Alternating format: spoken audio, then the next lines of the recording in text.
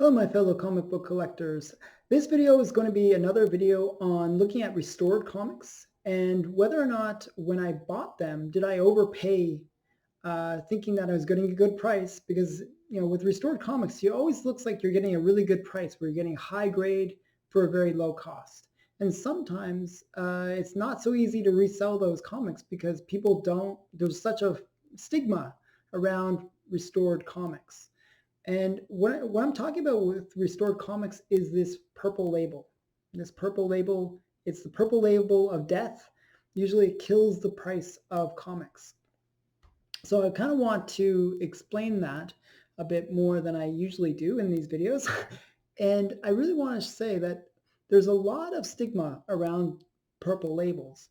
And I don't know if that's necessarily fair, that there is a stigma around it, but the idea is that when a comic is restored, that it's not really the complete or the natural presentation of that comic, and therefore it's not worth as much.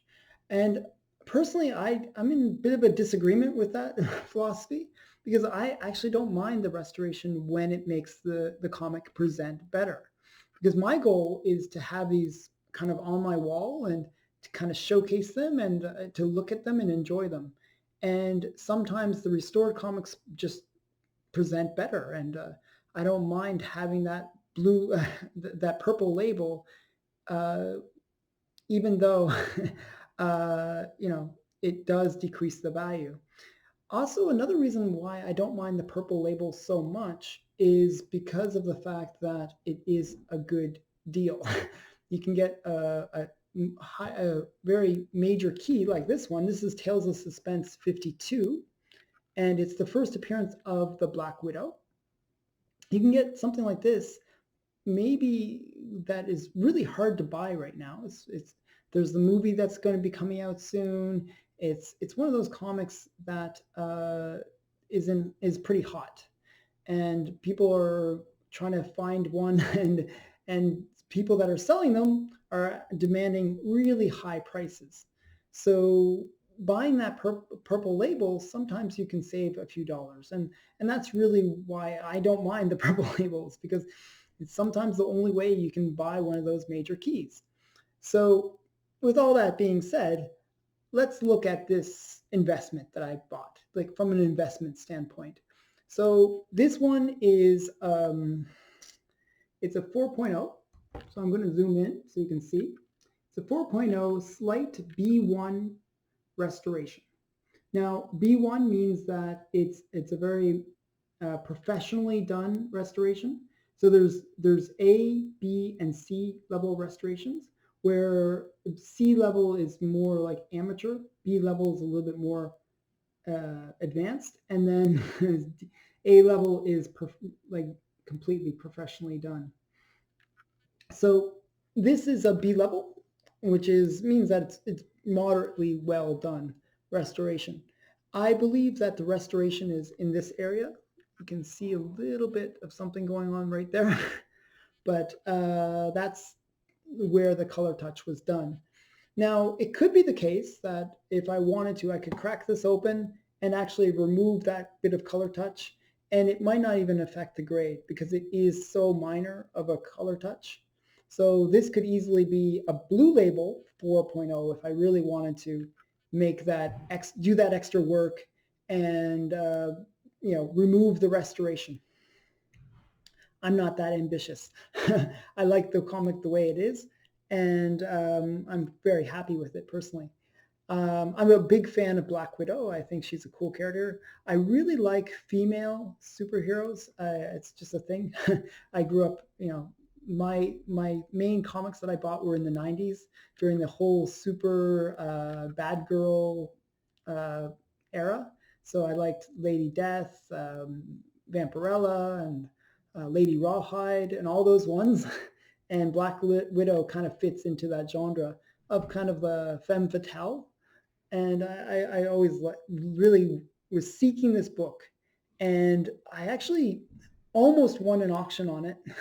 At the last second, somebody outbid me. I just, they sniped me, and I was so upset because I was like really trying to find this book for a while, And, I went to a whole bunch of sites to try to find it. And it was just really hard to find at an affordable price.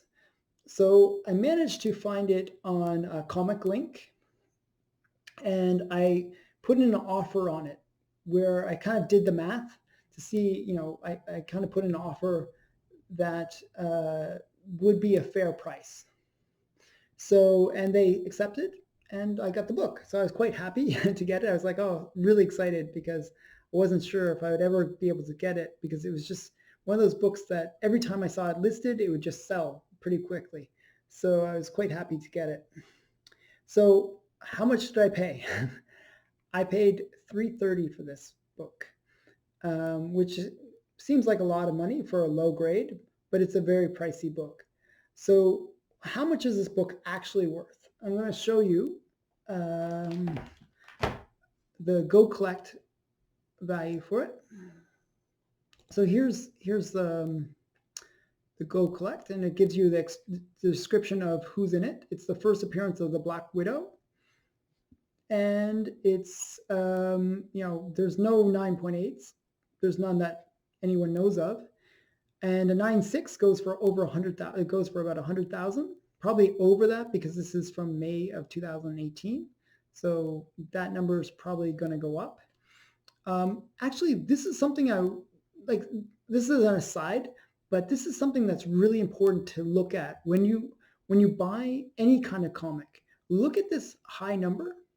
This is kind of a cool thing you can do to sort of predict where the comics are going to go. Now, this number is if it's from like 2-3 years ago, well, you know that number is going to be changed. It's probably going to be up. So if you see a really, really high number here, then the next sale, you're probably expecting it to go maybe 125,000, maybe, probably something like that if it's several years out. Now, if this was like 2014 or some older date, then you could really expect that high number would be even higher, right? Well, the reason I'm saying this is that high number, this of the top tiered best copy of whatever comic it is that you're buying, it really determines the prices underneath it. So when this, so it's sort of like a trickle down effect. People are like, oh, I can't afford that top tier one, but maybe I'll get the next best thing. And they're willing to pay a bit more to get that next best thing. So what ends up happening is the prices kind of trickle down and it increases all the way through all the prices. So just something to be aware of. If you see these more historically older prices for something, and it's way to see the potential future for that comic. Just a total aside, but let's look at this comic. So this is a 4.0. It's worth $5.75 in a blue label. Now, mine is obviously restored, and it is restored, and it's a VG 4.0. So it's worth about 70% of that blue label value. So 70%. So if you do the math, you'll get a number of $402.50. So I paid $3.30 for it. So I got a good deal. I paid $70 under the fair market value for the comic based on it being a restored comic. Now again, if I do the work on the book, I could easily remove that restoration and probably not affect the grade, because in that low grade, it's probably not like that little bit of removal of color touch where it's just going to be maybe not look so pretty in that one spot. It might not impact the grade that much. So it might be worth doing that. But then you got to get it re-slabbed, and there's costs associated with that. So you might spend another $30 or $50 to get it re-slabbed, with shipping and everything. So you got to make that decision. So if I did that, I could probably make an extra $150. So it might be worth it. So just one of those things you got to look at when you're looking at restored comics, if you're looking at it from the investor side. As I said, this one was a very emotional comic for me. and I really liked the character. So it was more it was more of something where it was a fun buy for me and something I really want to get. So I hope you enjoyed this video. Again, this has been my look at Tales of Suspense number 52. And did I overpay for the first appearance of the Black Widow? Very cool character. Thanks for watching. Bye.